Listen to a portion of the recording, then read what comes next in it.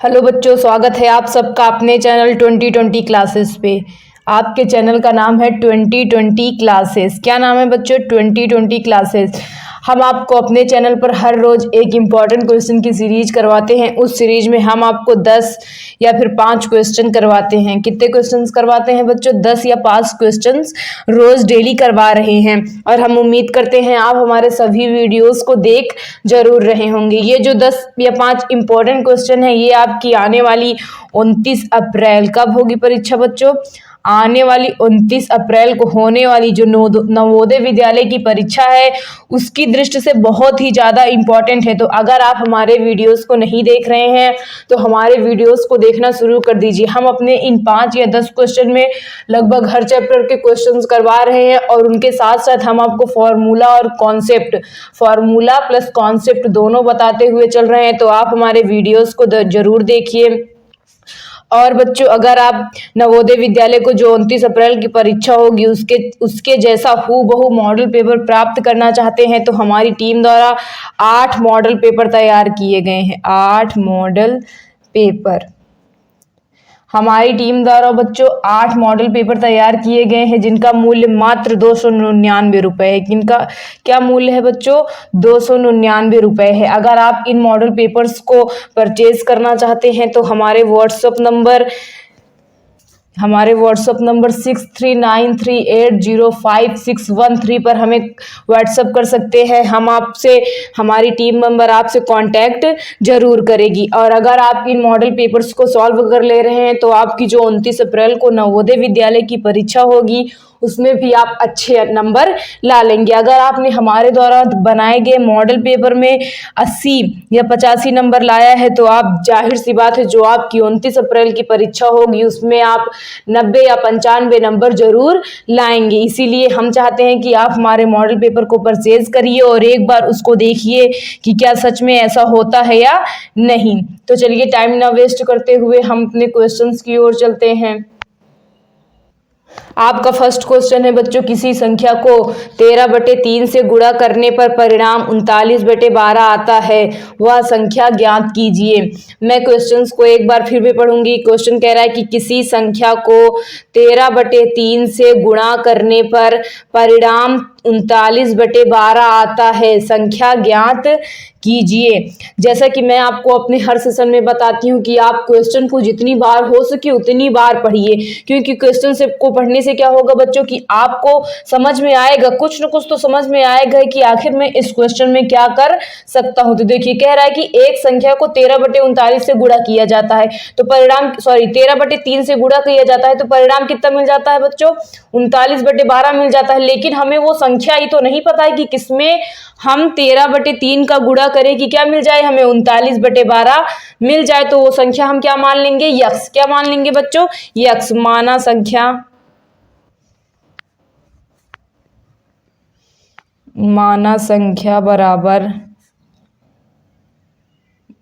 बराबर आपकी क्या हो जाएगी बच्चों? यक्स। क्या हो जाएगा? यक्स। संख्या बराबर क्या होगा? यक्स। यक्स में ही किसका गुणा करने पर? 13/3 का। किसका गुणा करने पर? यक्स का 13/3 बराबर कितना हो जाता है बच्चों? 39/12। कितना हो जाता है? 39/12। तो हमें यक्स का क्या निकालना है? मान निकालना है। तो चलिए फाइंड करते हैं। देखिए, इतना हो गया यक्स का 13/3 बराबर 39/12 का मतलब क्या होता है? गुणा। तो यक्स गुणे 13/3 बराबर 39/12। तो देखिए, 13 कितना होता है बच्चों? 39 और 3 चौके कितना होता है? 12। कितना होता है? 3 चौके 12। तो हमारी यक्स की वैल्यू कितनी आ गई बच्चों? यक्स बराबर 3/4। अतः वह संख्या क्या है? 3/4 है। अगर हम 13/3 में 3/4 का गुणा कर देंगे तो क्या आ जाएगी? देखिए, मैं आपको दिखा दे रही हूँ। 13/3 का वो संख्या हमने क्या मानी थी? यक्स मानी थी। यक्स की वैल्यू आई कितनी? 3/4। अब इसमें गुणा कर रहे हैं तो आपको परिणाम क्या मिला? 13 × 39 और 3 चौके 12। तो आपकी वो संख्या क्या हो गई बच्चों, 3/4। हम आपको हर क्वेश्चन को बहुत ही अच्छे तरीके से समझा रहे हैं और क्वेश्चंस को बहुत ही इजी करने की कोशिश कर रहे हैं। तो आप ट्रिक पर मत जाया करिए, आप मेथड से सॉल्व करिए, लेकिन मेथड को अच्छे से समझ के सॉल्व करिए।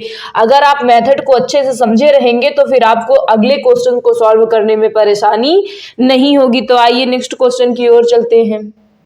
आपका नेक्स्ट क्वेश्चन कह रहा है बच्चों 820 का 65% प्लस 64 बराबर 1250 का 42% प्लस यक्स हो तो यक्स का मान बताइए। क्वेश्चन में एक बार फिर से पढ़ूंगी। कह रहा है कि 820 का 65% प्लस 64 बराबर 1250 का 42% प्लस यक्स हो तो यक्स का मान बताइए। तो चलिए देखिए इसको सॉल्व करते हैं। 820 का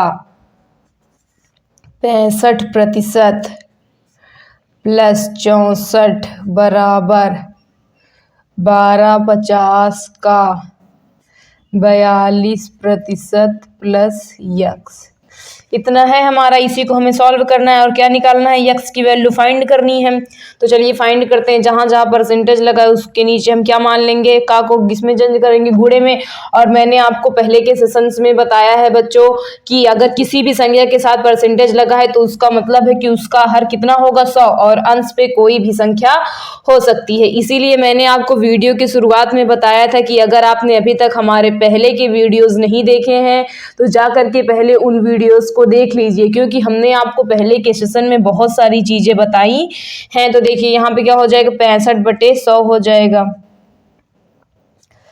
प्लस 64 इक्वल 1250 का मतलब गुणा 42/100 प्लस यक्स, इतना हो गया हमारा। तो देखिए एक जीरो से एक जीरो कट गया, यहाँ भी एक जीरो से एक जीरो कट गया, 5 से काटते हैं। देखिए 5 एकन्नम 5, पंतियाई 15, पन दूनी 10। या इसको भी किससे काटते हैं, इसको हम 2 से काटते हैं। किससे काटते हैं, 2 से। देखिए 2 दूनी 4, 2 एकन्नम 2, 2 पंजे 10। अब हमारा क्या बच गया उसको हम लिख लेते हैं। आपका बचा 82 गुणे 13/2 प्लस 64 बराबर 125 गुणे 21/5 प्लस यक्स, इतना आपका बच गया। मैं आपको स्टेप वाइज काट कर दिखा रही हूँ बच्चों, आपको संख्याएं काटना आना ही चाहिए। अगर आपको नहीं आता तो आप हमें कमेंट करके बताइए, हम आपको संख्याएं काटना भी सिखाएंगे। तो देखिए अब इसको 2 से काटते हैं। 2 चौके 8, 2 एकन्नम 2, 5 से काटते हैं इसको, 5 दूनी 10, 5 25। तो अब आपका क्या बच गया, जो बचा है उसको लिख लीजिए। देखिए 41 गुणे 13 प्लस 64 बराबर 25 गुणे 21 प्लस यक्स, इतना आपका बच गया। देखिए बच्चों अब आपका आ गया 41 गुणे 13 प्लस 64 बराबर 25 गुणे 21 प्लस यक्स। जब आप 41 का गुणा 13 में करेंगे तो आपका आ जाएगा बच्चों 533। कितना आ जाएगा, 533 प्लस 64 इज इक्वल, जब आप 25 का गुणा 21 में करेंगे, किस में करेंगे बच्चों, 25 का गुणा 21 में करेंगे तो आपका आ जाएगा 525। कितना आ जाएगा, 525 प्लस यक्स। इन दोनों को जोड़ लीजिए। देखिए 4 3 7, 6 3 9, फिर 5, 525 को इधर ले आइए, बराबर पे क्या बच जाएगा आपका, यक्स। तो यक्स इज इक्वल, इनको घटाइए। देखिए 597 में से क्या घटाइए, 525। तो 7 में से 5 गए 2, 9 में से 7 गए, 9 में से 2 गए 7, 5 में से 5 गए 0। तो यक्स की वैल्यू कितनी आ गई बच्चों आपकी, 72। एक बार आप क्वेश्चन को फिर से देख लीजिए। क्वेश्चन आपका कह रहा था कि 820 का 65% प्लस 64 बराबर 1250 का 42% प्लस यक्स हो तो यक्स का मान बताइए। तो देखिए हमने सबसे पहले क्या किया, सवाल को लिख लिया, उसके बाद जहां पे का था उसको किस में चेंज किया, गुणे में, और जहां पे परसेंटेज लगा था वहां उसको किस में चेंज किया, बटे में 100 लाए। उसके बाद हमने काटा और काट पीट के हमें लास्ट में क्या मिला था बच्चों, 41 गुणे 13 प्लस 64 बराबर 25 गुणे 21 प्लस यक्स, इतना मिला। फिर हमने मल्टीप्लाई कर दिया, फिर हमारा सॉल्व करने पर एक्स की वैल्यू कितनी आ गई बच्चों, 72 आ गई। हम उम्मीद करते हैं आपको हमारे द्वारा जो भी क्वेश्चंस बताए जा रहे हैं सब समझ में आ रहे होंगे। आप सभी क्वेश्चंस को ध्यान से देखिए, क्योंकि ये आपकी आगामी परीक्षा के लिए बहुत ही ज़्यादा इम्पोर्टेंट होने वाले हैं। तो चलिए नेक्स्ट क्वेश्चन की ओर चलते हैं। देखिए बच्चों, आपका नेक्स्ट क्वेश्चन कह रहा है कि पूजा एक गिलास पानी में से 2/3 भाग पानी पी जाती है, तो बताइए गिलास में कितना पानी शेष रह जाता है। यह आपके भिन्न वाले चैप्टर पर बेस्ड सवाल है। मैं क्वेश्चन को एक बार फिर से पढ़ दे रही हूँ। क्वेश्चन कह रहा है पूजा एक गिलास पानी में से 2/3 भाग पानी पी जाती है, तो बताइए गिलास में कितना पानी रह जाता है। तो देखिए पूजा द्वारा पिया गया पानी का भाग कितना है। पूजा द्वारा पिया गया पानी का भाग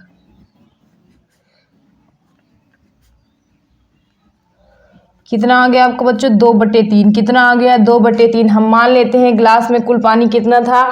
गिलास में कुल पानी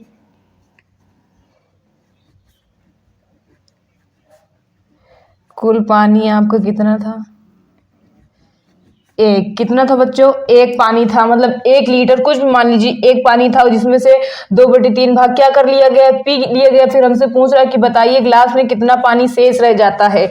तो शेष पानी क्या करेंगे, कुल में से हम जितना पूजा ने पिया है उसको क्या कर देंगे, घटा देंगे। तो 1 - 2/3। तो देखिए 3 × 3, 3 - 2/3 कितना आ जाएगा आपका बच्चों, 1/3। तो गिलास में कितना पानी शेष रह गया है आपका बच्चों, 1/3 भाग जो है गिलास में शेष रह गया है, जिसका 2/3 भाग तो पूजा ने पी लिया। लेकिन अब गिलास में है कितना, अतः गिलास में बचा पानी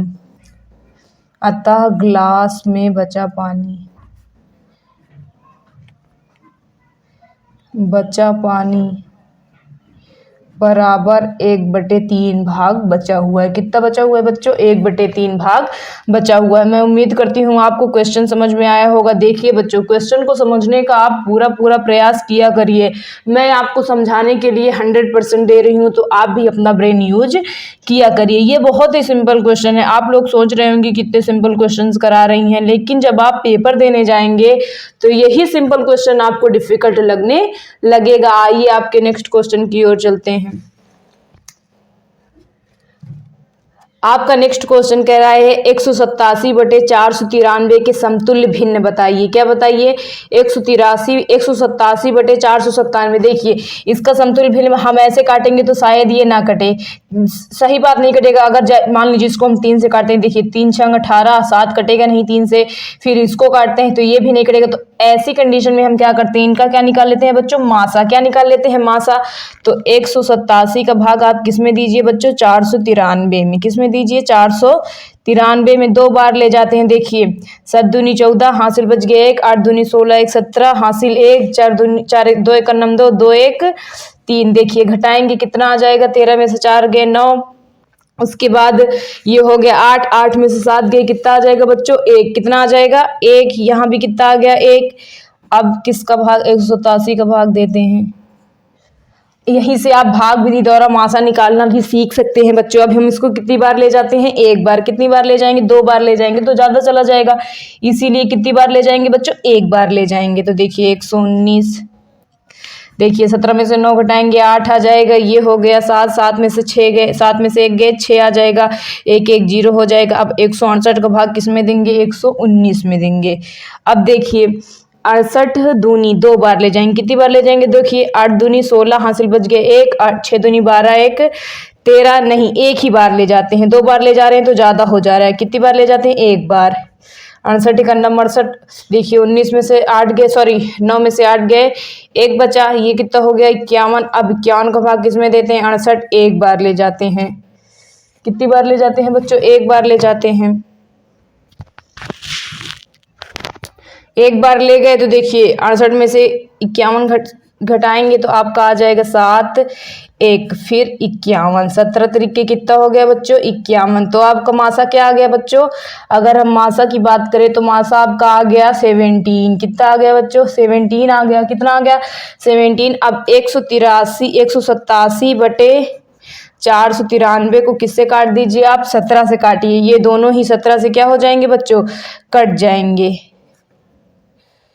देखिए 17 एकन्नम, इसको देखिए अगर 17 एकन्नम 17, 17 एकन्नम 17, इसको 17 से काटते हैं। देखिए 17 दूनी 34, 17 त्रिक 51, 2 बार जाएगा तो कितना हो जाएगा, 17 दूनी 34, 17 दूनी 34। उसके बाद आपको बच जाएगा 15, कितना बच जाएगा 15, तो 17 9 ये 200, 153। तो आपका क्या आ गया, इसका सरलतम भिन्न क्या आ गया, 187/493 का सरलतम भिन्न क्या आ गया बच्चों, 11/29। तो आप समझ गए होंगे कि इस तरह के क्वेश्चन जब आपको मिले तो क्या करेंगे। सबसे पहले आप इनका क्या निकालेंगे, HCF। जैसे कि मैंने निकाला HCF कितना आ गया बच्चों, 17 आ गया। फिर मैंने 17 को दोनों में भाग दे दिया, तो भाग देने पर आपको कितना आ गया, 11/29 आ गया। आइए आपके नेक्स्ट क्वेश्चंस की ओर चलते हैं। आपका क्वेश्चन कह रहा है बच्चों, एक पुस्तक को 120 रुपए में खरीद कर 150 रुपए में बेचा गया, प्रतिशत लाभ बताइए। एक पुस्तक को 120 रुपए में खरीद कर 150 रुपए में बेचा गया, प्रतिशत लाभ बताइए। तो ये आपका बच्चों, ये क्वेश्चन आपका प्रॉफिट एंड लॉस चैप्टर का है, जिसे हम क्या कहते हैं हिंदी में, लाभ और हानि। क्या कहते हैं, लाभ और हानि चैप्टर का है। तो देखिए यहाँ पे हम सबसे पहले आपको कुछ शब्द बता देते हैं, जैसे मतलब क्रय क्या होता है, क्रय मूल्य क्या होता है। क्रय मूल्य मैथ की भाषा में खरीदना को क्या कहते हैं, क्रय मूल्य। क्या कहते हैं बच्चों, खरीदना को क्रय मूल्य कहते हैं। और विक्रय मूल्य क्या होता है, विक्रय मूल्य बच्चों वो होता है, मैथ की भाषा में हम बेचना को क्या कहते हैं, विक्रय मूल्य। क्या कहते हैं, विक्रय मूल्य। जिस मूल्य पर हम कोई वस्तु खरीदते हैं वह उसका क्या हो जाता है, क्रय मूल्य हो जाता है बच्चों। क्या हो जाता है, क्रय मूल्य। और जिस मूल्य पर हम कोई वस्तु बेचते हैं उस वस्तु को क्या हो जाता है, विक्रय मूल्य। क्रय मूल्य को अंग्रेजी में हम कॉस्ट प्राइस कहते हैं। क्या कहते हैं, कॉस्ट प्राइस। और विक्रय मूल्य को अंग्रेजी में हम सेलिंग प्राइस कहते हैं। क्या कहते हैं बच्चों, सेलिंग प्राइस। क्रय मूल्य को हम शॉर्ट फॉर्म में डिनोट करते हैं CP से। किससे डिनोट करते हैं बच्चों, CP से। और विक्रय मूल्य को किससे डिनोट करते हैं, SP से। तो अब मैं जहां पे CP लिखूंगी तो आप वहां पे समझ जाइएगा कि आखिर CP का मतलब क्या है। CP का मतलब क्या हो जाएगा बच्चों, क्रय मूल्य। क्या हो जाएगा, क्रय मूल्य। और SP का मतलब क्या हो जाएगा, विक्रय मूल्य। अब देखिए यहाँ पे दो शब्द और हैं, लाभ और हानि। क्या है बच्चों, लाभ और हानि, जिसे हम इंग्लिश में कहते हैं प्रॉफिट एंड लॉस। क्या बोलते हैं, प्रॉफिट एंड लॉस।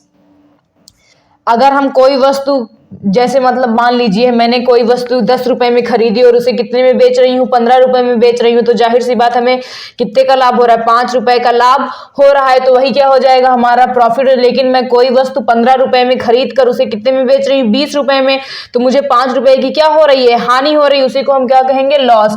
प्रॉफिट को हम P से डिनोट करेंगे और लॉस को किससे डिनोट करेंगे, L से। किससे डिनोट करेंगे बच्चों, L से। मैं उम्मीद करती हूँ आपको इतनी चीजें समझ में आ गई होंगी। अब हम अपने क्वेश्चन की ओर चलते हैं। आपका क्वेश्चन कह रहा है कि एक पुस्तक को 120 रुपए में खरीद कर 150 रुपए में बेचा गया। तो देखिए यहाँ पे आपका क्रय मूल्य कितना है बच्चों, CP, यानी क्रय मूल्य कितना है, 120 रुपए। कितना है बच्चों, 120 रुपए। बेचा गया, विक्रय मूल्य कितना है, 150 रुपए। आप कोई वस्तु 120 रुपए में खरीद कर कितने में बेच रहे हैं, 150 रुपए में बेच रहे हैं। तो जाहिर सी बात है आपको इस सौदे में क्या हो रहा होगा बच्चों, लाभ हो रहा होगा। तो ये देखते लेते हैं कि लाभ कितने का हो रहा है। हम जानते हैं लाभ बराबर होता है विक्रय मूल्य माइनस क्रय मूल्य। क्या होता है बच्चों, विक्रय मूल्य माइनस क्रय मूल्य। जैसा कि मैंने आपको वीडियो के शुरुआत में बताया था, हम आपको फॉर्मूला और कॉन्सेप्ट दोनों इस वीडियोस में बताते चल रहे हैं। तो आप फॉर्मूला और कॉन्सेप्ट, मैंने जो आपको इतनी सारी चीजें ऊपर बताई और ये जो फॉर्मूला है उसको नोट करते हुए चलिएगा। तो देखिए प्रॉफिट निकालते हैं। विक्रय मूल्य आपका कितना है बच्चों, 150 रुपए। क्रय मूल्य कितना है, 120 रुपए। तो प्रॉफिट कितने का होगा, जब हम 150 में से 120 घटाएंगे तो आपका प्रॉफिट आ जाएगा बच्चों 30 रुपए का। कितने रुपए का लाभ हुआ एक पुस्तक को बेचने पर, 30 रुपए का लाभ हुआ। अब हमसे पूछा क्या है क्वेश्चन की, प्रतिशत लाभ बताइए। क्या बताइए, प्रतिशत लाभ बताइए। अब मैं आपको यहाँ पे एक फॉर्मूला और बताऊंगी।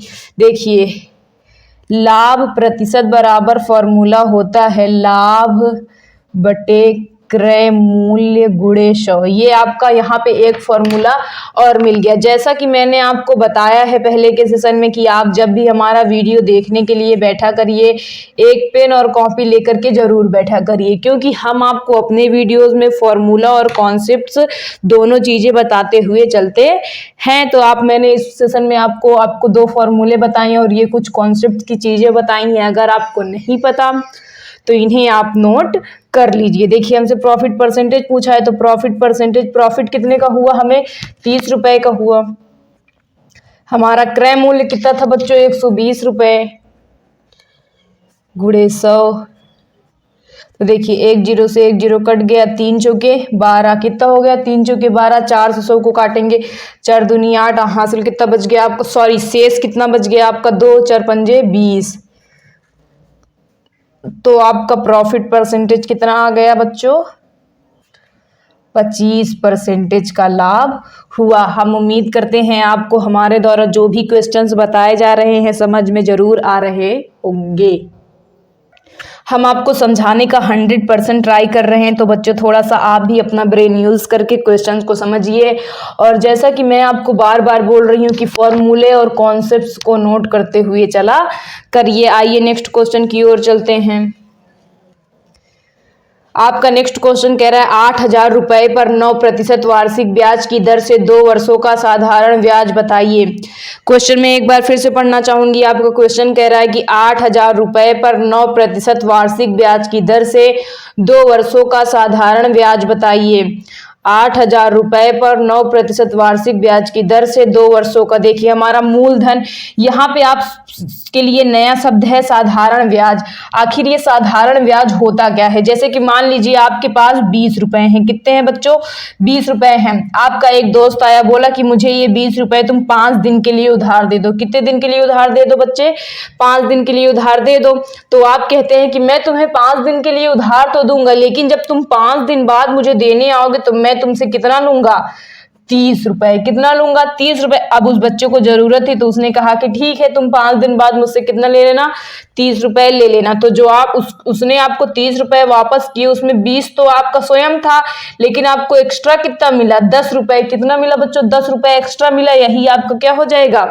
साधारण ब्याज। क्या हो जाएगा बच्चों? साधारण ब्याज। तो देखिए हमारा मूलधन कितना है यहाँ पे?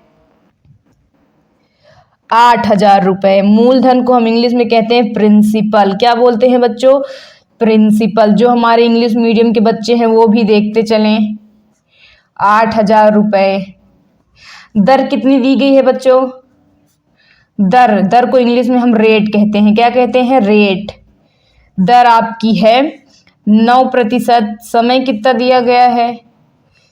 समय को अंग्रेजी में हम टाइम कहते हैं। क्या कहते हैं बच्चों? टाइम। समय आपका दिया गया है 2 वर्ष। हमसे पूछा क्या है?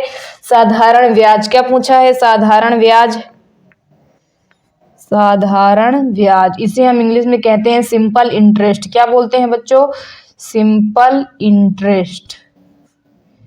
Interest is equal question mark. देखिए मूलधन को हम पी से डिनोट कर सकते हैं बच्चों।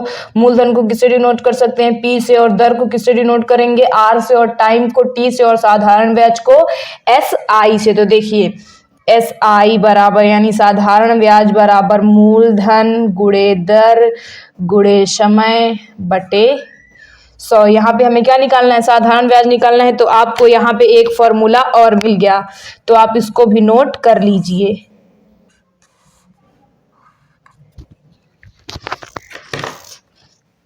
तो देखिए साधारण ब्याज, मूलधन आपका 8,000 रुपए है बच्चों। साधारण ब्याज की दर 9% है। समय कितना है? 2 वर्ष बटे 100 हो गया। तो देखिए 2 0 से 2 0 आपका ये कट गया। अब इनका क्या कर लीजिए? मल्टीप्लाई कर लीजिए। 80 गुणे 9 दूनी 18। तो आपका साधारण ब्याज आ जाएगा बच्चों 18 अट्ठे। देखिए 18 अट्ठे आपका आ जाएगा 144, यानी 1,040 रुपए आपका क्या आ जाएगा? साधारण ब्याज आ जाएगा। मैं उम्मीद करती हूँ बच्चों कि मैं आपको जिस भी तरह से क्वेश्चन को सिंपल करके पढ़ाने का प्रयास कर रही हूँ, आपको हमारे पढ़ाने का तरीका बहुत ही अच्छा लग रहा होगा। तो अगर आपको वीडियो पसंद आ रहा हो तो प्लीज़ वीडियो को लाइक कीजिए, और अगर चैनल पर नए हैं तो चैनल को सब्सक्राइब कर लीजिए और वीडियो को ज़्यादा से ज़्यादा शेयर कीजिए, ताकि इसके बारे में सभी बच्चों को पता चल सके और सभी बच्चे नवोदय की तैयारी कर सकें। आइए आपके नेक्स्ट क्वेश्चन की ओर चलते हैं। देखिए बच्चों, आपका नेक्स्ट क्वेश्चन है 56 25 का वर्गमूल ज्ञात कीजिए। 56 25 का वर्गमूल ज्ञात कीजिए। हमसे बोल रहा है क्वेश्चन कि 56 25 का वर्गमूल। तो देखिए, वर्गमूल ज्ञात करने का तरीका मैं आपको सिखा रही हूँ। सबसे पहले ऐसे 2 लाइन खींचेंगे, फिर यहाँ पे हम क्या लिखेंगे, जिसका हमें वर्गमूल ज्ञात करना रहेगा। यहाँ हमें किसका ज्ञात करना है, 56 25 का। अब हम पीछे से 2 का पेयर बनाएंगे। वर्गमूल रहेगा तो 2 का पेयर बनाएंगे, और घनमूल रहेगा तो कितने का पेयर बनाएंगे बच्चों, 3 का। वर्गमूल है तो 2 का पेयर बना लिए, हम पीछे से बना लिए। अब देखिए, हमें ऐसी संख्या से इसमें भाग करना है कि 56 से ज्यादा ना जाए, और वो दोनों संख्याएं वर्ग ही होनी चाहिए। देखिए, 4 गुणे 4 करेंगे तो कितना हो जाएगा, 16। 5 गुणे 5 करेंगे तो कितना हो जाएगा, 25। ये सब वर्ग हैं। क्या है बच्चों, वर्ग हैं। और अगर 8 हटाई 64 करेंगे तो ज़्यादा हो जाएगा, तो कितनी बार ले जाते हैं हम, 7 गुणे 7 कितना हो जाएगा, 49, जो कि 56 से ज़्यादा नहीं है। तो देखिए, यहाँ पे 7 लिखेंगे, फिर यहाँ पे 2 7 लिखेंगे, फिर यहाँ पे हम क्या लिखेंगे, 49। अब इसको देखिए, इन दोनों को हम क्या कर लेंगे, जोड़ लेंगे, 7 7 14। अब घटाएंगे, देखिए 16 में से 9 गए, कितना बच गया आपका, 8। कितना बच गया बच्चों, 7 कितना बच गया, 7 कितना बच गया, 7 बच गया। उसके बाद ये कितना हो गया, 0। फिर अब दोनों पेयर को हम एक साथ उतार लेंगे। क्या करेंगे, दोनों पेयर्स को एक साथ उतार लेंगे। अब देखिए, हम इसमें किस वर्ग से गुणा करें कि हमारा क्या आ जाए, 725 आ जाए। तो चलिए देखते हैं। तो देखिए, इस 14 में हम किसका मल्टीप्लाई करते हैं, 5 का। यहाँ भी 5 और यहाँ भी 5। 5 25 हासिल कितना बच गया आपका, 2। कितना बच गया, 2। 5 की 20, 20 2 22 हासिल कितना बच गया, 2। 5 कन्नम 5 5 2 7। तो 5 से गुणा कर दिए तो कितना आ गया हमारा, 725 आ गया। और यहाँ पे कितना है, 725 है भी। तो देखिए, यहाँ भी 5 लिखेंगे, यहाँ एक 5, यहाँ एक 5। मल्टीप्लाई करने पर कितना आया, 5 25, वही कितना आ गया, 725। तो पूरा पूरा कट गया। तो यहाँ पे जो आता है 56 25 किसका वर्गमूल हो जाएगा, 75 का। तो 56 25 का वर्गमूल बराबर कितना आ गया आपका, 75 का। यानी 75 को हम 2 बार मल्टीप्लाई करेंगे तो हमें कितना मिल जाएगा बच्चों, 56 25 मिल जाएगा। तो ये आपके लिए नया क्वेश्चन है बच्चों। इस तरह के क्वेश्चन को आप ध्यान से देखिएगा। अगर आप वर्ग याद कर सकते हैं तो वर्ग ही याद कर लीजिए, नहीं तो आपसे ऐसे क्वेश्चन पूछ लेगा और आप क्वेश्चंस को सॉल्व नहीं कर पाएंगे। आइए नेक्स्ट क्वेश्चन में चलते हैं। नेक्स्ट क्वेश्चन कह रहा है कि यदि 11 संख्याओं का योग 132 हो तो उनका औसत बताइए। देखिए, हम जानते हैं औसत बराबर फॉर्मूला होता है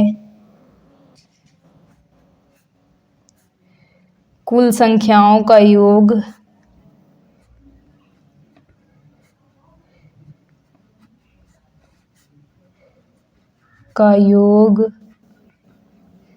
बटे कुल संख्या। तो यहाँ पे आपको बच्चों एक फॉर्मूला और मिल जा रहा है। जितने भी फॉर्मूले इस सेशन में आए हैं मैंने सबको ब्रैकेट में बंद कर दिया, और मैं उम्मीद करती हूँ आप इन सभी फॉर्मूलेज को नोट कर लेंगे। तो देखिए, हमारा फॉर्मूला है औसत बराबर की कुल संख्याओं का योग बटे कुल संख्या। यहाँ पे हमें कुल संख्याएं कितनी दी गई हैं बच्चों, क्वेश्चन में 11 कितनी दी गई है, 11, और उनका योग कितना दिया गया, 132। तो हमसे क्या पूछ रहा है, औसत पूछ रहा है। फिर औसत बराबर योग कितना है बच्चों, 132। कितना है, 132, और संख्याएं कितनी हैं, 11। 11 का भाग किस में दे दीजिए, 132 में दे दीजिए। तो आपका औसत बराबर आ जाएगा 11 एकन्नम 11 बच गया 2, 11 दूनी 22। क्या बच गया, 11 एकन्नम 11 बच गया 2, 11 दूनी 22। तो आपका औसत कितना आ गया बच्चों, 12। कितना आ गया, 12। तो अतः 11 संख्याओं का योग जो जिनका योग कितना है, 132, तो उनका औसत कितना आ गया बच्चों, आपका 12 आ गया। आइए आपके नेक्स्ट क्वेश्चन में चलते हैं। हम आपको सभी चैप्टर के मोस्टली हर चैप्टर के क्वेश्चंस करवा रहे हैं। अगर कोई भी चैप्टर छूट रहा है, जो चैप्टर आपका कमज़ोर हो, तो वो आप हमें कमेंट करके बता सकते हैं। हम उससे रिलेटेड भी क्वेश्चन अपने सेशन में रखेंगे। तो चलिए नेक्स्ट क्वेश्चन की ओर चलते हैं। आपका नेक्स्ट क्वेश्चन कह रहा है कि निम्न को दशमलव रूप में लिखिए। इसको हमें किस में लिखना है? दशमलव रूप में लिखना है। तो देखिए सबसे पहले जोड़ लेते हैं। क्या कर लेते हैं? जोड़ लेते हैं। 800 प्लस 70 में 4 जोड़ेंगे, कितना हो जाएगा? 74 प्लस, इसको जब डेसिमल में चेंज करेंगे तो आपका आ जाएगा 0.7। कैसे आएगा 0.7 बच्चों? देखिए 7 के नीचे 1 जीरो है, तो ऊपर हम पीछे से 1 जीरो, मतलब पीछे से गिन करके 1 जीरो बढ़ा देंगे। चाहे तो मैं आपको इसको दिखा देती हूँ। देखिए 10 का भाग 7 में देंगे, नहीं जाएगा, दशमलव लगाएंगे, जीरो बढ़ाएंगे, 10 सते 70। तो भाग देने से अच्छा है हम इसी तरीके जीरो बढ़ा लें। क्या करेंगे? जितने जीरो रहेंगे पीछे से, कहाँ से गिनेंगे बच्चों? पीछे से। देखिए 1 जीरो था, पीछे से गिने 1 अंक, तो 1 अंक के आगे जस्ट क्या लग गया? दशमलव लग गया। अगर जैसे मान लीजिए आपका होता 7/100, कितना होता बच्चों? 7/100 होता, तो क्या करते? पीछे से गिनते। 2 जीरो है तो 1 जीरो 1 अपने से बढ़ाते, फिर यहाँ पे क्या लगाते? हम दशमलव लगाते। तो यहाँ पे कितना आ गया? 0.7 आ गया। देखिए अब हम 800 में क्या जोड़ेंगे? 74। क्या जोड़ेंगे बच्चों? 74। जब 800 में 74 जोड़ेंगे तो आपका आ जाएगा 874। कितना आ जाएगा बच्चों? 874 प्लस 0.7, कितना आ जाएगा? 874 प्लस 0.7। इसको हमें डेसिमल में चेंज करना है। तो देखिए 874.00, इसके बाद हम क्या लगा सकते हैं? दशमलव लगा सकते हैं, फिर 0.7। इनको क्या करना है? जोड़ना है। तो देखिए ये 0, ये 7, ये 0.4, 7, 8। तो दशमलव में चेंज करने पर आपका क्या आ गया बच्चों? 874.70। कितना आ गया बच्चों? 874.70 आ गया। मैं उम्मीद करती हूँ कि मैं आपको जो भी क्वेश्चन अपने सेशन में करवा रही हूँ, आपको क्वेश्चन समझ में आ रहा होगा। अगर नहीं समझ में आ रहा है तो आप हमें कमेंट करके ज़रूर बताइए, हम आपको समझाने का पूरा प्रयास करेंगे। आइए आपके इस सेशन के नेक्स्ट और लास्ट क्वेश्चन की ओर चलते हैं। आपके इस सेशन का नेक्स्ट और लास्ट क्वेश्चन है बच्चों 24.57 और 36.30 के योगफल में क्या जोड़ा जाए कि योगफल 70 प्राप्त हो। क्वेश्चन में एक बार फिर से पढ़ दे रही हूँ। क्वेश्चन कह रहा है कि 24.57 और 36.03 के योगफल में क्या जोड़ा जाए कि योगफल 70 प्राप्त हो। मतलब हमसे कह रहा है कि इन दोनों को जोड़ने के बाद इसमें क्या जोड़ें कि योगफल हमें क्या मिल जाए? 70 मिल जाए। हमें वो संख्या नहीं पता है, तो वो संख्या हम क्या मान ले रहे हैं? यक्स। तो माना क्या जोड़ा जाए? माना संख्या यक्स जोड़ी जाए। क्या जोड़ी जाए बच्चों? यक्स जोड़ी जाए। तो हम इसको सॉल्व करते हैं। देखिए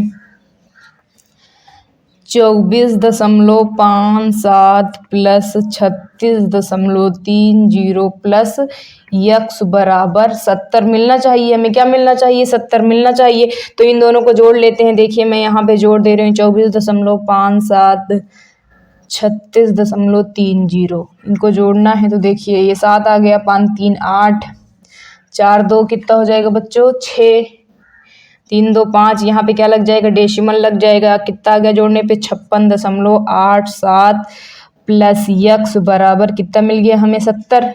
तो देखिए हमें यक्स की वैल्यू निकालनी है, तो यक्स बराबर, यक्स को इधर रहने देते हैं और 56.87 को कहाँ ले जाते हैं? उधर। जब बराबर की उधर जाएगा तो प्लस में रहेगा तो माइनस में, और माइनस में रहेगा तो प्लस में। तो क्या हो जाएगा? माइनस 56.87 हो जाएगा। अब 70 में से हम क्या घटाते हैं बच्चों? माइनस 56.87 घटाते हैं। तो देखिए 70.00, फिर 56.87। अब देखिए 7 इससे एक हासिल लिया, यहाँ पे हमें घटाना, ये हो गया 9, फिर ये इसको हासिल दिया, ये हो गया 10, फिर ये हासिल दिया, कितना हो गया? 10, 10 में से 7 गए 3, कितना हो गया? 3। ये कितना हो गया बच्चों? 9, 9 में से 8 गए 1, ये हो गया 9, 9 में से 6 गए 3, ये हो गया 6, 6 में से 5 गए 1, कितना हो गया? 1। तो यक्स बराबर कितना आ गया हमारा? 13.13। अतः 5, 7 और 36.30 के योगफल में 13.13 को जोड़ दे तो योगफल कितना मिल जाएगा हमें बच्चों? 70 मिल जाएगा। मैं उम्मीद करती हूँ कि हमारे सेशन में आपको जो भी क्वेश्चंस कराए जा रहे हैं ज़रूर समझ में आ रहे होंगे।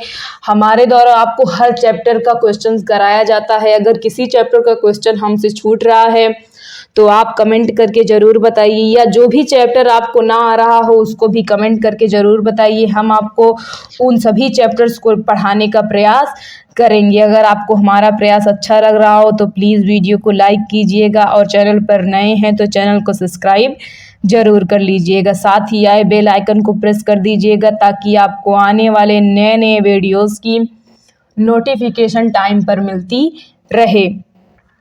Thank you.